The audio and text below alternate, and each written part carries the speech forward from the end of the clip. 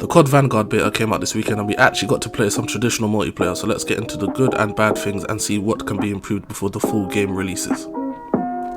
So let's get into the negatives. Audio in this game is terrible. If you've ever had like an ear infection or just like a blocked ear, it sounds like that. Everything is quiet and sounds hollow. Yet there's people shooting guns right next to you and you won't even know, so you might as well play the game muted. They've fixed the audio before. This shouldn't be too hard for them. Maps. In my opinion, the maps are either okay or just bad. There's nothing that stands out really. One similarity they all have is that they're all doing too much. There's breakable walls and unnecessary rooms, which make it very long to start a push at the very beginning of the game. Especially with the breakable walls, they want you to bust through the wall at the beginning of the game like the Kool-Aid man, and if you overextend, you're just going to get shot. Keeping in mind, they extended the beta, so I've gotten to play it for like a week now. My first impressions for each map are the following. Red Star is a doo-doo map. It's a big snowy map with a wide open midsection, and all around the perimeter there's houses with multiple floors and rooms. Why am I playing Resident Evil 5? You're just promoting camping if it's 6v6. You can either bump it up to 12v12 or only do, I'd say, like objective based game modes where it forces people to move around, actually interact with other players. The only time I had fun playing this map is when I was playing Patrol. It forced more engagements, there was much more gunfights and nobody was camping. To group the other ones together, Hotel Royale, Eagle's Nest, I think it's Gavutu, I don't know, but I'll leave it on the screen. All of these are good maps. I wouldn't say great. There's little things I don't like about each of them, but for the most they flowed well. Again, something that kind of makes the maps not enjoyable are the kind of breakable environments you have. It doesn't add anything to the gameplay for me. In my opinion, for them to improve the maps, I'd say remove the breakable walls and little camping spots, and that should hopefully bring the engagements up. The spawns don't really make sense in how big some of the maps are. Like, if I die, I should not have to 1v3 ops immediately. And I've noticed you get shot in the back a lot. And when I watched either kill cam or replays, let's say if you're someone like me who will try and learn the spawns of the map, you will get to a position where you can kind of spawn trap people, but then 3 of them will spawn on you. They'll be in like a circle and you'll be in the middle.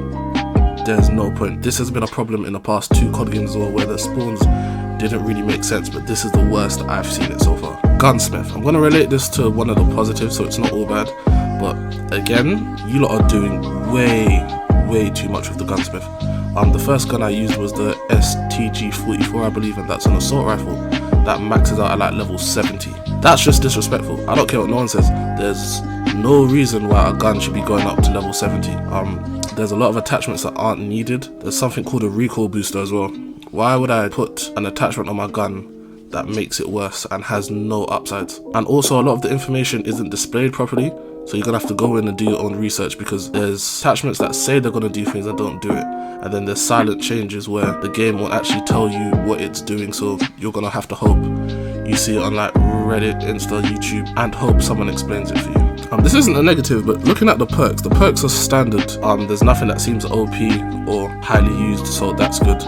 Unfortunately, linking back to the audio issues, everyone gets Ghost and High Alert off rip, and because the audio was so bad in the beta, there was no point in changing it. So once the audio's fixed, maybe we can dive into the perks a bit more, but there's nothing to really be said about that. Alright, so let's go into the positives. We have quick play filters now, which basically you can adjust the combat pacing of the games you're looking for. So to get into a bit more detail, you can now change how many people are in a match and how much action you're getting. So the standards is tactical, which would be 6v6. You then have assault, which is mid, which would then bump up the games to 8v8. And then you have blitz, which is the highest intensity, which would then bump your game up to 12v12, or in some of the bigger maps you can even go up to 24v24. So this lets you control how much action you're getting. I would say change it at your own risk, because people already don't like skill-based matchmaking, so increasing the amount of players you have will make the games much more mad. Gunplay feels decent, so it's the same engine as Modern Warfare 2019, so there's no complaints here. Unfortunately, this game doesn't really have its own identity. It just feels like Modern Warfare 2019 with a World War II skin.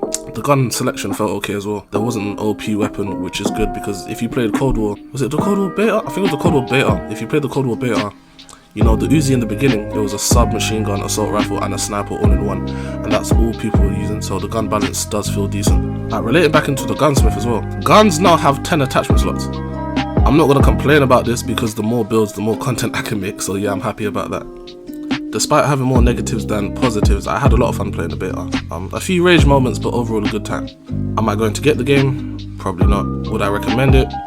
Probably not. But my reason for that is because there's nothing really new, creative or innovative going on. It's Modern Warfare with a World War II skin.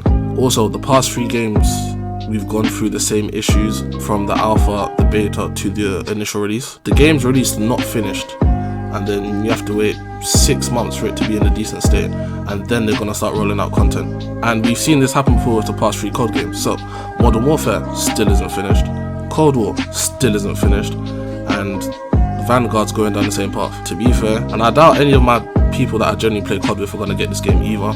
So you're not gonna get my money anymore if you're not gonna be learning from your mistakes. I'm not sure how. I know COD's on a rotation from 3 publishers, so I don't know how much stretch it's giving them, but maybe one game a year isn't needed. If you want to stretch it out to like 1 game every 2 years from each publisher, release additional content to kind of keep people interested. And then if you want to say 2 years to give the people a much more solid gaming experience, I'm sure it'd be much appreciated.